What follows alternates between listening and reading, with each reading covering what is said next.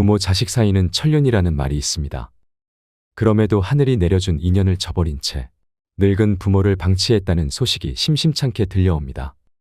대부분의 부모는 내 자식을 누구보다 번듯하게 키우고 싶어 평생을 희생해가며 키웁니다. 우리 어릴 때를 생각해보면 먹고 사는 것은 조금 힘들었어도 부모 손 크게 빌리지 않고 잘 자랐던 것 같은데 풍요로운 현대에 와서는 부모 노릇하기가 정말 힘든 것 같습니다. 자식 가진 부모라면 자식 때문에 고민 한 가지쯤은 다들 있으실 겁니다. 남편이 속 썩이는 건 애초에 남이라 별 생각 없이 넘기겠지만 자식에게 받은 상처와 배신감은 어디다 말도 못하고 주변 사람에게 마음을 터놓고 얘기하면 제 얼굴에 침 뱉기니 이 응어리진 마음은 어찌 풀어야 할까요? 다들 약속이나 한 듯이 말을 안 해서 그렇지 자식에게 서운함을 느끼는 부모가 어디 한둘일까요? 제 주변 지인들만 만나도 남편 욕은 2시간이 넘도록 하면서 자식 자랑은 해도 해도 시간이 모자랍니다. 자식은 부모의 또 다른 자신이기 때문에 자식의 영광은 자신의 영광이고 자식의 흉은 곧 자신의 흉이 되니 드러내지 않을 뿐입니다. 남편에게 서운해도 보물 같은 자식들만 보고 여태 살아왔는데 뭐든지 좋은 것만 해주려고 고된 일 가리지 않고 헌신하며 살았더니 자식들이 엄마의 고생도 몰라주고 자기들 잘 살 궁리만 합니다. 자식에게 버림받은 부모들이 공통적으로 하는 말이 있습니다. 내 자식은 그럴 줄 몰랐다입니다. 자녀를 키우면서 내 노후 준비는커녕 나를 위한 인생을 살아보지 못하고 비참한 노후를 맞게 된 노인들은 우리 주변을 조금만 둘러봐도 흔합니다. 오늘은 자식들에 대해 고민이 있으신 분들이 들으시면 좋을 내용이 담겨 있습니다. 자식에게 모두 퍼줬다가 영혼까지 탈탈 털린 어느 할머니의 이야기를 읽어드리겠습니다. 이 글은 현대의 우리들의 자화상인지도 모르겠습니다. 최근 6명의 자식에게 버림받아 찜질방을 전전하던 88세의 할머니 사연이 재조명받고 있습니다. 실제로 자식들에게 버려진 88세 새우등 할머니의 처절한 몸부림이라는 제목의 청원까지 올라왔던 글입니다. 그런 불효자 또 없습니다. 90세가 다 되신 할머니가 3년이 넘도록 유리걸식하며 노인학대 보호기관으로 사설 쉼터로 돌아다니고 있습니다. 먼저 세상을 떠나신 할아버지께 나도 데려가 달라며 한숨과 눈물로 연명하고 계십니다. 할머니께선 8.15 해방전 당시 나이 14세에 이북에서 내려오셔서 사시다가 할아버지와 혼인하여 슬하에 6남매를 두셨습니다. 그 자식들 먹이고 입히고 가르치기 위해 부모님 자신들은 모진 삶의 무게와 가난에 허기진 배를 물로 채우며 견뎌내야만 하셨습니다. 첫째 딸을 낳은 후 할아버지는 6.25 전쟁에 참전하여 6년 만에 제대를 하셨고 할머니께서는 남편이 전쟁터에 가신 후 6년 동안 굶는 것을 밥 먹듯 하며 가난한 살림에도 시부모님을 남편 몫까지 정성껏 섬기며 효도를 다하셨다고 하십니다. 할아버지는 제대 후에 자식들에게 가난을 대물림해선 안 된다고 하시며 강원도 깊은 산속으로 들어가 화전을 일구며 손발이 다 닳고 등이 휘도록 험한 일도 마다하지 않으셨습니다. 할머니께서는 40여 년 전에 자식 대학 등록금을 마련하려고 누에를 치시다가 뽕나무 꼭대기에서 떨어져 허리를 심하게 다치셨어도 병원 한 번 못 가고 방치해 두었던 허리는 그 후로 더 심해져서 새우등처럼 휘어버리고 말았습니다. 평생을 자식들 뒷바라지하고 남겨두었던 부동산 현금, 금부치까지 전 재산을 모조리 자식들에게 주고 남은 거라고는 노부부가 오손도손 의지하며 살아가던 집과 텃밭뿐이었습니다. 그런데 그것마저 둘째 딸과 둘째 아들이 부모님께 찾아와서 시청 앞에 땅을 사서 집을 짓는데 자금이 부족하니 부모님의 마지막 노후 자금인 집과 텃밭을 팔아서 보태주면 부모님 노후를 편히 모시고 효도하겠다며 온갖 가머니설로 노부모를 구워 삶았습니다. 자식의 말을 철석같이 믿은 노부부는 둘째 아들에게 돈을 건넸습니다. 하지만 돌아온 건 효도는커녕 차가운 홀대뿐이었습니다. 부모님의 노후 자금이었던 집과 텃밭을 매매한 대금을 둘째 딸이 은행에서 바로 가지고 간 후에 4에서 5년이 지나도록 그 효도 약속은 이행되지 않았고 그 후 둘째 아들은 연락을 끊은 채 종적을 감췄습니다. 6.25 참전용사이며 정신력이 무척이나 강하고 꼿꼿하셨던 할아버지는 애꿎은 할머니에게만 역정을 내셨고 할머니께 둘째 딸과 둘째 아들이 앗아간 노후 자금을 찾아오라며 추궁하시다가 그 후 극심한 스트레스를 받으셔서 5년 전에 뇌출혈로 돌아가셨습니다. 할아버지가 돌아가시기 며칠 전에 할머니께 이렇게 말씀하셨답니다. 나는 아무래도 얼마 살지 못할 것 같으니까 할멈 자네는 저놈들이 가져간 돈들을 다 돌려받아서 병원에 가서 아픈 곳도 치료하고 먹고 싶은 것 실컷 먹고 그 돈을 다 쓰면 그때 나한테 와. 그리고 나 같은 사람 만나서 평생 호강 한번 못 시켜주고 고생만 시켜서 미안하네 라고 말입니다. 그렇게 홀로 남겨진 할머니는 최근 3년 동안 누구의 보호도 받지 못하고 꼬부라진 몸을 지팡이 하나에 의지한 채 노인학대 보호기관으로 사설 쉼터로 지인의 집으로 찜질방으로 돌아다니시며 하루하루를 전전긍긍하셨습니다. 현재 자식들로부터 방임과 유기, 제약대로 노인학대보호기관에 다시 재입소하셨습니다. 그동안 3년이 넘도록 유기 방임한 자식들이 할머니 몰래 집도 이사를 가고 전화번호도 바꿔버리는 바람에 할머니는 아들딸들의 집도 전화번호도 모르고 계십니다. 6남매 중 4남매가 강원도 강릉에 모여 살고 있는데 말입니다. 부모님의 재산을 증여받고도 모자라서 노후자금으로 쓰려고 남겨두었던 것까지 몽땅 가져간 채 연락을 끊은 자식들은 천벌 받아야 마땅합니다. 대궐 같은 큰 집에 살도록 도와준 부모님의 은혜도 모르고 그 넓은 57평 아파트에 작고 꼬부라진 몸 놓으실 방 한 칸 내드리지 않고 쌀쌀한 밤거리로 내쫓는 천하의 불효막심한 자식들이 또 어디 있겠나요? 할머니의 큰아들은 부모님과 왕래를 끊은 지 10년이 훨씬 넘었고 4년 전 할아버지의 생명이 위독해져서 사망 전 큰아들에게 긴급하게 연락을 했는데도 큰아들 부부는 끝내 오지 않았다고 합니다. 할머니는 자식들의 유기 방임 후 3년 동안 생활비, 의료비가 없어서 자식들이 그동안 가져간 돈을 되돌려 받아서 혼자서라도 살아보려고 경남 양산에서 자식들이 살고 있는 강원도 강릉으로 그 먼 거리를 수차례 콜택시로 오고 갔다고 합니다. 전화번호도 바뀌어 있는 탓에 수소문 끝에 찾아갔지만 엄동설 안의 문도 열어주지 않고 늙은 엄마를 피해서 도망다니는 아들딸을 만날 수조차 없었습니다. 어두운 밤 혹한의 날씨에 이대로 조금 더 문 밖에 서 있다가는 얼어 죽을 것만 같아서 둘째 아들 집 위층 아주머니께 우리 아들놈이 문을 안 열어줘서 지금 얼어 죽게 생겼으니 하룻밤만 나를 댁에서 재워주면 이 은혜는 잊지 않을게요 했더니 그 위층 아주머니는 아들도 늙은 엄마를 나 몰라라 하는데 내가 할머니를 하룻밤 재워주면 할머니 아들에게 좋은 소리 못 들어요. 우리 집엔 절대 안 돼요 하면서 문을 쾅 닫고 들어가 버리더랍니다. 할머니는 내가 오늘 밤 이대로 둘째 아들놈 집 문 밖에서 영하의 날씨에 꽁꽁 얼어서 죽는구나 하는 두렵고 불안한 마음에 사지가 벌벌 떨리며 정신이 아찔했다고 합니다. 그래서 가까스로 몸을 추스린 후 112에 전화를 해서 경찰이 왔지만 경찰은 부모 자식 간에 만나서 타협점을 찾으라며 더 이상 관여하지 않았습니다. 극심한 생활고와 괘씸함에 남매가 가져갔던 돈의 차용증을 받아 두었던 것이 있어서 경찰서에 존속학대 차용으로 고소를 했지만 2달 만에 돌아온 답은 혐의 없음 증거 불충분이었습니다. 긴 노숙 생활로 지치고 병든 몸에 88세의 할머니는 거리에서 죽으라는 말인가요? 할머니는 몹쓸 자식 놈들에게 비정하고 참담하게 버려진 몸으로 할아버지를 만날 수도 없고 이대로는 원통해서 죽을 수가 없답니다.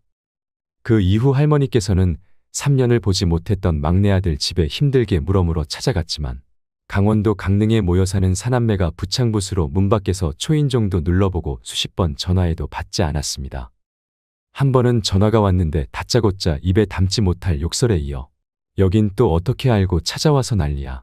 이번엔 또 어떤 놈이 우리 집을 알려줬어 하며 전화를 끊어버렸습니다. 이것이 늙은 엄마를 대하는 막내 아들 놈의 행태인가요? 할머니께서는 막내 아들 집 문 밖에서 추위에 떨었지만 끝내 막내 아들은 노모에게 문을 열어주지 않았습니다. 할머니께서는 3년째 연락이 두절되었던 막내 아들 집 주변 시립복지관에서 하룻밤, 다시 찜질방에서 하룻밤 그렇게 이틀 밤을 한숨과 눈물로 지새우고 배회하다가 끝내 피해버린 막내 아들을 만나보지도 못하고 노인학대 보호기관에 재입소하셨습니다. 지금까지 이런 불효자들은 없었습니다. 자식들을 위해 온갖 희생과 헌신을 다하시고 빈 껍데기만 남은 늙은 엄마를 부모님 손가락에 끼고 있던 낡은 금가락지까지 모조리 모아서 앗아가고 파렴치한 불효를 저지른 저 자식들에게는 배은망덕이란 단어조차 사치입니다. 어떠한 말로도 저 불효자들에겐 정당화될 수 없을 것입니다. 할머니는 금이야 오기야 길러내고 아낌없이 다 털어주었던 자식들과 또다시 끝이 보이지 않는 처절한 사투를 해야만 하는 건가요? 할머니께서는 자식을 잘못 키운 내가 죄인이란 심정으로 남들에게 말도 못하고 이제 더 이상 찾아가서 구걸할 것도 없다고 하십니다. 할머니께서는 자식들을 그리워하며 새우등처럼 굽은 허리에 앙상한 몰골이 되셨지만 끊어지지 않는 목숨의 마지막 혼신의 힘을 다해 이렇게 호소합니다. 세상에 홀로 남겨진 할머니는 자식을 잃은 슬픔과 깜깜한 미래를 걱정하며 하루하루 버틸 뿐입니다. 이제 와서 저 불효자들에게 할머니를 모셔다가 효도해 달라고 애원하는 것이 절대 아닙니다.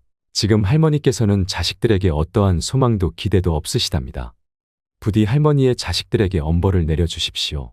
그리고 저 불효자들이 온갖 가머니설로 효도 약속을 하며 가져갔던 재산을 되돌려 받을 수 있게 제발 도와주십시오. 할머니께서는 그 돈을 꼭 되돌려받아서 아픈 몸도 치료하고 남은 여생을 살고 싶어 하십니다. 부디 이세우등 할머니의 남은 여생에 밝은 생명의 등불을 밝혀주시기를 소원합니다. 국민 여러분께 서명에 동참해 주시길 간절히 부탁드리오며 장문의 글을 읽어주셔서 진심으로 감사드립니다. 여러분은 이 사연을 들으시고 무슨 생각이 드시나요? 저는 이 사연을 듣고 처음엔 이게 실화라고는 믿을 수가 없었습니다. 그만큼 충격적으로 다가왔습니다.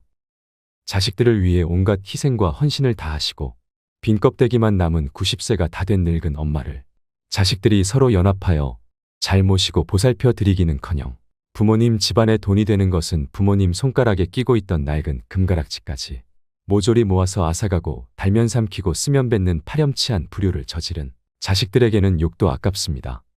자식에게 다 퍼주면 어떤 결과를 초래하는지 알려주는 가슴 아픈 이야기입니다. 그래도 나는 사랑하는 자식에게 다 해줄 거다 하는 분들도 있을 것입니다. 하지만 정말 그것이 최선일까요? 주변의 어르신들만 봐도 비슷한 사례가 흔합니다. 자식에게 남은 재산까지 탈탈 털리고 돈을 벌 능력은 없고 이제 남은 것이라곤 늙은 몸뚱아리 하나입니다. 외로움과 서러움만 밀려오지요. 각종 교육비, 사업자금, 결혼자금까지 몽땅 지원해주고 나니 자식들은 제 살 길 바쁘다는 핑계로 부모에게 연락도 잘하지 않고 공허한 마음만 드는 것입니다. 자식에게 간이며 쓸개며 다 퍼주는 게 부모의 사랑이라 여기며 지내왔던 시절이 그토록 후회가 된다고 합니다. 내가 자식에게 이만큼 했는데 어떻게 이럴 수 있느냐며 자식에게 상처받아 소리쳐도 그때는 이미 늦었습니다. 다 큰 자식에게 금전적인 지원을 하는 것은 당연한 것이 아닙니다. 비참한 노후를 보내지 않으려면 지금부터라도 그 생각들을 버리셔야 합니다. 자식이 도와달라고 아무리 호소해도 내 노후자금만큼은 손에 꼭 쥐고 있어야 합니다. 저 사연의 자세한 내막은 잘 모르겠지만 자식들이 모두 저렇게 된 것이 자식들만의 문제는 아니었을 것입니다. 부모가 평생 모은 돈을 자식에게 털어주어도 시간이 지날수록 당연한 게 되어버리는 것이 자식들입니다. 그렇기 때문에 내가 자식한테 이만큼이나 해줬는데 자식들은 나에게 이렇게 밖에 못하나 하고 서운해하는 것은 자식과 멀어지는 지름길이 될 뿐입니다. 어려서부터 받는 것에만 익숙하고 부모 자식과의 관계가 올바르게 정립되어 있지 않은 것은 부모의 책임도 있습니다. 그러므로 부모는 자식들에게 무작정 지원해 주는 것보다는 자녀 스스로 자립하고 성취를 느낄 수 있도록 이끌어줘야 합니다. 독립적인 인생을 살아가게 해야 하는 것입니다. 많은 부모가 자녀를 위해 본인의 인생을 포기하기도 합니다. 그러나 자녀는 이때 감사함 대신 부담감을 느낍니다. 이 차이 때문에 여러 가정에서 갈등이 발생하기도 하지요. 대부분의 부모는 이렇게 말합니다.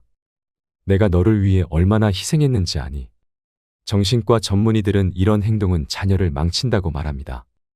과한 희생을 하는 대신 부모가 행복하게 사는 모습을 보여야 자녀도 행복할 확률이 높다는 것입니다. 전문가들은 부모와 자녀 간 갈등을 줄이려면 부모가 자기 자신부터 존중할 필요가 있다고 말합니다. 부모가 자신의 삶을 뒷전으로 하고 자녀만 바라본다면 결코 행복한 가정을 이룰 수 없다는 것이죠. 자식을 위해서라도 부모도 자식도 완전한 독립을 해야 하는 것입니다. 자식에게 드리는 돈으로 차라리 자신의 몸과 마음의 균형을 찾는 취미 활동을 찾아보세요. 그러면 자녀도 알아서 제 길을 가고 독립적인 삶을 살아갈 것입니다. 세상에서 가장 깊고 따뜻한 마음씨는 부모의 사랑으로 자식을 위해 어떠한 희생도 마다하지 않습니다. 100세 부모가 80세의 자식을 걱정하는 것이 부모의 마음이지요. 대개의 부모는 자식에 대한 믿음이 깊고 자식을 위한 투자를 아끼지 않습니다. 하지만 자식은 부모 마음대로 할 수 없고 그렇게 되지도 않습니다.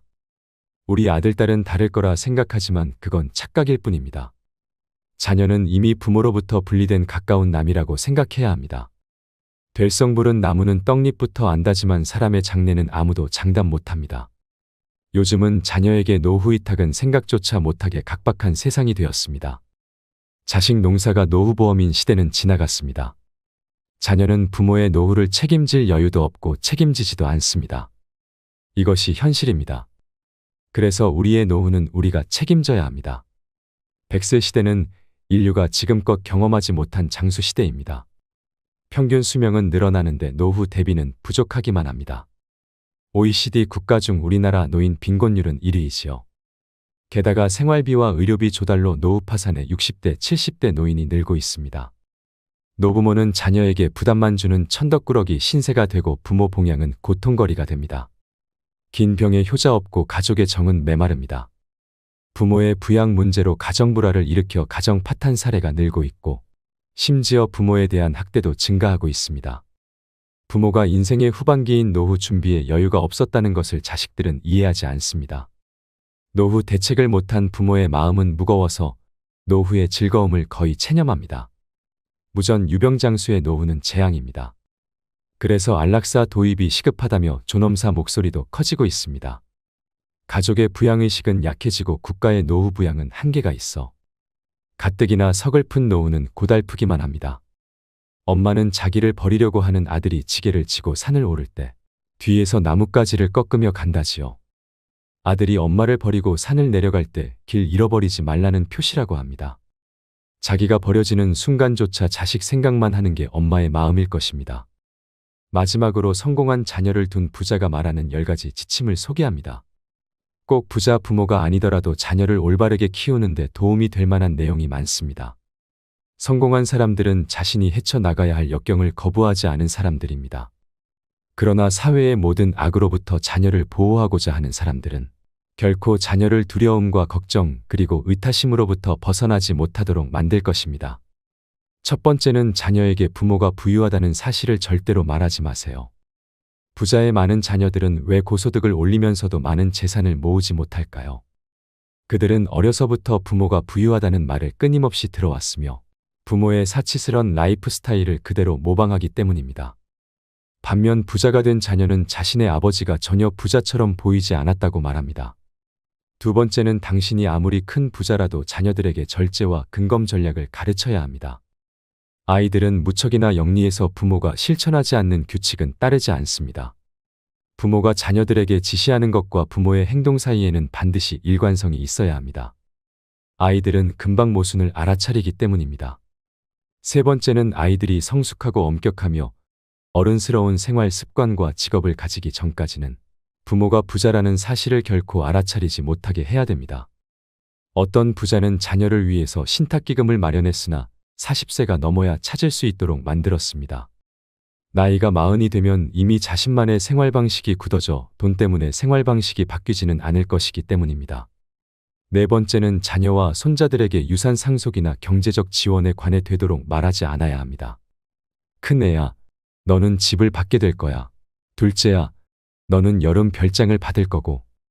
막내야, 너도 땅을 받게 될 거야 라는 식의 구두 약속을 절대 하지 마세요. 쉽게 잊어버리기 쉽고 또 누구에게 뭘 준다고 했는지 혼동하기 때문입니다. 그러나 자녀들은 결코 잊지 않고 나중에 받지 못하게 되면 부모와 다른 형제에게 그 탓을 돌립니다. 다섯 번째는 협상 전략의 일환으로 자녀에게 현금이나 고가의 선물을 주면 안 됩니다. 현금이나 고가의 선물은 사랑의 표시나 의무의 대가 혹은 친절에 대한 감사의 표시로 줘야 합니다. 성인 자녀들은 압력을 가할 목적으로 여러 가지 협상 책략을 쓰는 부모에 대해 애정과 존경심을 잃게 됩니다. 여섯 번째는 성인 자녀의 가족 문제에 참견하지 않아야 합니다.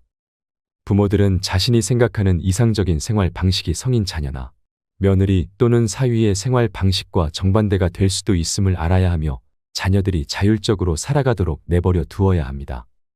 일곱 번째는 자녀와 경쟁하지 말아야 합니다. 결코 내가 내 나이 때는 말이야 라는 식으로 자녀와 대화를 시작하지 마세요. 부모가 그동안 축적해온 재산이 얼마나 되는지 자녀에게 자랑하지 마세요. 그런 태도는 자녀를 혼란스럽게 만듭니다. 자녀들은 부모의 업적을 높게 평가할 만큼 충분히 현명합니다. 성취욕이 강한 부유층 출신의 자녀들 중에는 재산 축적이 최상의 목표가 아닌 경우도 많습니다. 그들의 성취 목표 가운데 돈은 두 번째 혹은 세 번째일 수 있습니다. 여덟 번째는 자녀들 각자가 개별 인격체라는 사실을 잊지 말아야 합니다. 자녀들의 행동 동기와 성취 목표는 각기 다릅니다. 부자가 아무리 경제적 지원을 해도 자녀들 사이에 경제적 격차는 존재하기 마련입니다. 생산력이 떨어지는 자녀에게 경제적 보조를 하는 건 차이를 줄이는 게 아니라 오히려 더 벌리는 꼴이 됩니다. 또한 경제적 지원을 받지 못한 고소득 자녀들이 화를 낼 수도 있습니다. 아홉 번째는 부모가 생각하는 성공의 상징을 강조하지 말고 작은 것이라도 자녀의 성과를 강조해야 됩니다. 자녀에게 돈 쓰는 법만 가르치지 말고 성취하는 법도 가르쳐야 됩니다. 소비 수준을 높이기 위한 돈벌이가 궁극적인 목표가 돼서는 안 됩니다. 자녀가 항상 자신의 분야에서 최고가 되도록 노력하고 돈을 쫓지 않게 가르치셔야 됩니다. 한 분야에서 최고가 되면 돈은 자연스레 따라옵니다. 열 번째는 돈보다 귀한 것이 많다는 사실을 자녀들에게 알려줘야 합니다. 건강 장수, 행복 사랑 넘치는 가정, 자립 진실한 친구 가운데 다섯 가지를 가지고 있다면 부자라고 말할 수 있습니다. 돈은 인생이라는 케이크 위에 장식물과 같은 것입니다. 돈 때문에 남을 속이거나 훔칠 필요는 없습니다. 오늘의 영상 어떠셨나요? 인간은 모두 이기적입니다. 그리고 그것은 당연한 자연의 섭리입니다. 부모는 다 자식에게 헌신해야 하고 자식은 다 부모 말에 따르고 섬겨야만 하는 것 자체가 자연적이지 않습니다. 오히려 자연스러운 것은 부모의 자식에 대한 내리사랑이지 자식의 부모에 대한 올림사랑은 아니라고 생각합니다.